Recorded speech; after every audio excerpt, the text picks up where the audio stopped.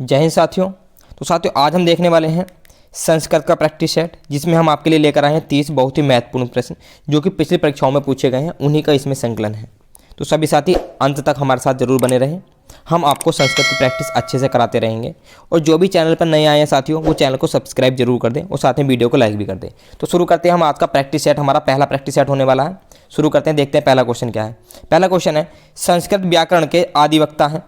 तो संस्कृत व्याकरण के आदिवक्ता कौन है साथियों? इसका आंसर हो जाएगा option number A, Brahma. Option number A इस क्वेश्चन के लिए सही आंसर हो जाएगा। अगला प्रश्न देखते हैं, प्रश्न नंबर 2। ब्रह्मा से व्याकरण शास्त्र की शिक्षा ग्रहण करने वाले हैं। ब्रह्मा से व्याकरण की शिक्षा किसने ग्रहण की है? इंद्र, पाणिनि, बृहस्पति या फिर पतंजलि। तो क्वेश्चन नंबर 2 का सही आंसर हो जाएगा ऑप्शन नंबर बी, बृहस्पति। इस क्वेश्चन का सही आंसर हो जाएगा। आगे देखेंगे क्वेश्चन नंबर 3। बृहस्पति से व्याकरण की शिक्षा ग्रहण करने वाले हैं। एक तरीके से सीरीज बनती चली आ रही है कि जो संस्कृत शास्त्र के जो आदिवक्ता थे वो कौन थे? वो थे हमारे ब्रह्मा जी। ब्रह्मा जी से जो व्याकरण शास्त्र की शिक्षा ली वो बृहस्पति जी ने ली। अब बृहस्पति से व्याकरण की शिक्षा ग्रहण करने वाले कौन है? खेमकरण, इंद्र, दर्गण या फिर रतन। तो ऑप्शन नंबर 3 का सही आंसर हो जाएगा इंद्र। ऑप्शन नंबर सी सही आंसर हो जाएगा। अगला प्रश्न देखेंगे, प्रश्न नंबर 4। व्याकरण संप्रदायों की संख्या है। व्याकरण संप्रदायों की संख्या कितनी है? 2। ऑप्शन नंबर बी 4, 6 या फिर 8। तो क्वेश्चन 4 का आंसर हो जाएगा option number D 8। Option number D हमारा सही आंसर हो जाएगा। व्याकरण संप्रदायों की संख्या 8 है।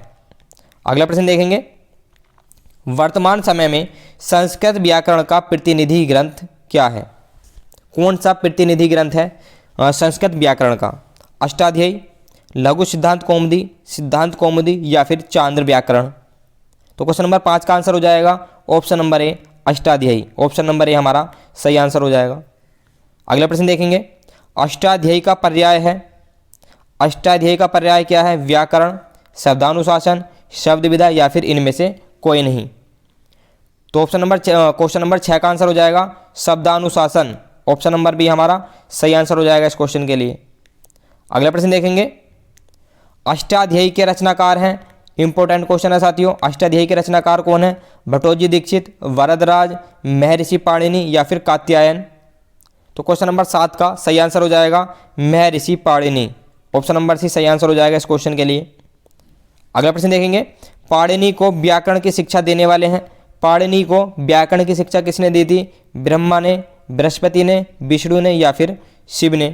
तो क्वेश्चन नंबर 8 का सही आंसर हो जाएगा शिव। ऑप्शन नंबर डी हमारा सही आंसर हो जाएगा। अगला प्रश्न देखेंगे, व्याकरण सम्मत शिव प्रदत्त मूल सूत्रों की संख्या कितनी है? तो बहुत ही इंपॉर्टेंट क्वेश्चन है साथियों। मूल सूत्र कितने हैं हमारे? क्वेश्चन नंबर 9 का सही आंसर हो जाएगा 14 है। ऑप्शन नंबर ए हमारा सही आंसर हो जाएगा। मूल सूत्र कितने हैं? 14। आगे, माहेश्वर सूत्र से बनने वाले प्रमुख प्रत्याहार हैं। माहेश्वर सूत्र से बनने वाले प्रमुख प्रत्याहारों की संख्या कितनी है? तो क्वेश्चन नंबर 10 का सही आंसर हो जाएगा 42। ऑप्शन नंबर बी हमारा सही आंसर हो जाएगा। आगे देखेंगे, अष्टाध्यायी के अध्यायों या पादों की संख्या कितनी है? क्वेश्चन नंबर 11 का आंसर क्या होगा? अष्टाध्यायी के अध्यायों या पादों की संख्या कितनी है? तो इनकी संख्या है, अध्याय हैं 8 और पाद हैं 32। ऑप्शन नंबर सी हमारा सही आंसर हो जाएगा। अगला प्रश्न देखेंगे, अष्टाध्यायी के प्रत्येक अध्याय में पादों की संख्या कितनी है? तो प्रत्येक अध्याय में कितने पाद हैं अष्टाध्यायी के? तो इसका आंसर हो जाएगा ऑप्शन नंबर डी, यानी कि 4। एक अध्याय में 4 पाद हैं, इसी वजह से 8 अध्याय हैं और टोटल पादों की संख्या कितनी हो गई? 32 हो गई। अगला प्रश्न देखेंगे, प्रश्न नंबर 13। अष्टाध्यायी की संपूर्ण सूत्र संख्या है। अब अष्टाध्यायी की संपूर्ण सूत्र संख्या क्या है? 3983, 9338, 3183 या फिर 3930। तो क्वेश्चन नंबर 13 का सही आंसर हो जाएगा ऑप्शन नंबर ए 3983, यानी कि 3983 इसका सही आंसर हो जाएगा। अगला प्रश्न देखेंगे, अष्टाध्यायी के किस अध्याय में सर्वाधिक सूत्र हैं? तो अष्टाध्यायी के किस अध्याय में सर्वाधिक सूत्र हैं? तो यह आंसर हो जाएगा ऑप्शन नंबर बी 6। 6ठे अध्याय में सर्वाधिक सूत्र हैं। ऑप्शन नंबर बी हमारा सही आंसर हो जाएगा। अगला प्रश्न देखेंगे, प्रश्न नंबर 15। अष्टाध्यायी के किस अध्याय में सबसे कम सूत्र हैं? अभी हमने बात की थी सबसे ज़्यादा सूत्र की, तो अब हम बात कर रहे हैं सबसे कम सूत्र की। तो अष्टाध्यायी के दूसरे अध्याय में सबसे कम सूत्र है ऑप्शन नंबर सी, 2 इसका सही आंसर हो जाएगा। अगला प्रश्न देखेंगे, अष्टाध्यायी के प्रथम और अष्टम अध्याय की सूत्र संख्या क्या है, कि प्रथम अध्याय में कितने सूत्र हैं और अष्टम अध्याय में कितने सूत्र हैं। तो क्वेश्चन नंबर 16 का सही आंसर हो जाएगा साथियों ऑप्शन नंबर डी, प्रथम में है 351 और अष्टम अध्याय में है 369। ऑप्शन नंबर डी हमारा सही आंसर हो जाएगा। अगला प्रश्न देखेंगे, अष्टाध्यायी के प्रथम अध्याय के प्रथम पाद का पहला सूत्र कौन सा है। अष्टाध्यायी का जो प्रथम अध्याय है उसका जो प्रथम पाद है उसका भी पहला सूत्र कौन सा है। तो क्वेश्चन नंबर 17 का आंसर हो जाएगा वृद्धिरादेच। ऑप्शन नंबर ए हमारा सही आंसर हो जाएगा, वृद्धिरादेच प्रथम अध्याय का प्रथम पाद का पहला सूत्र है। अगला प्रश्न देखेंगे, प्रश्न नंबर 18, अष्टाध्यायी का अंतिम सूत्र है। अष्टाध्यायी का प्रथम सूत्र अभी हमने पढ़ लिया, तो अष्टाध्यायी का अंतिम सूत्र कौन सा है। तो अष्टाध्यायी का अंतिम सूत्र है वो क्वेश्चन नंबर 18 का आंसर हो जाएगा ए। ऑप्शन नंबर 20 का सही आंसर हो जाएगा। अगला प्रश्न देखेंगे, अष्टाध्यायी के आधार पर भट्टोजी दीक्षित ने किस व्याकरण ग्रंथ की रचना की है। वेरी वेरी इंपॉर्टेंट ये क्वेश्चन हो जाता है हमारा, कि अष्टाध्यायी के आधार पर भट्टोजी दीक्षित ने किस व्याकरण ग्रंथ की रचना की है। तो क्वेश्चन नंबर 19 का सही आंसर हो जाएगा ऑप्शन नंबर सी, सिद्धांत कौमुदी की रचना की है। ऑप्शन नंबर सी इसका सही आंसर हो जाएगा। क्वेश्चन नंबर 20 देखेंगे, लघु सिद्धांत कौमुदी किसकी रचना है। पाणिनि, भट्टोजी दीक्षित, पतंजलि या फिर वरदराज की। तो क्वेश्चन नंबर 20 का सही आंसर हो जाएगा option number D, Varadaraj. Option number D इस क्वेश्चन के लिए सही आंसर हो जाएगा। अगला प्रश्न देखेंगे, अष्टाध्यायी पर वार्तिक लिखने वाले कौन हैं, यानी कि वार्तिक जो रचना है वो किसकी है। वेरी इंपॉर्टेंट क्वेश्चन है साथियों ये। अष्टाध्यायी पर वार्तिक लिखने वाले हैं महर्षि कात्यायन। ऑप्शन नंबर ए इसका सही आंसर हो जाएगा। अगला प्रश्न देखेंगे, व्याकरण महाभाष्य के प्रणेता हैं। व्याकरण महाभाष्य किसने लिखी है, ये भी बहुत ही इंपॉर्टेंट क्वेश्चन है। व्याकरण महाभाष्य के प्रणेता साथियों option number B, Patanjali. Option number B इसका सही आंसर हो जाएगा, पतंजलि।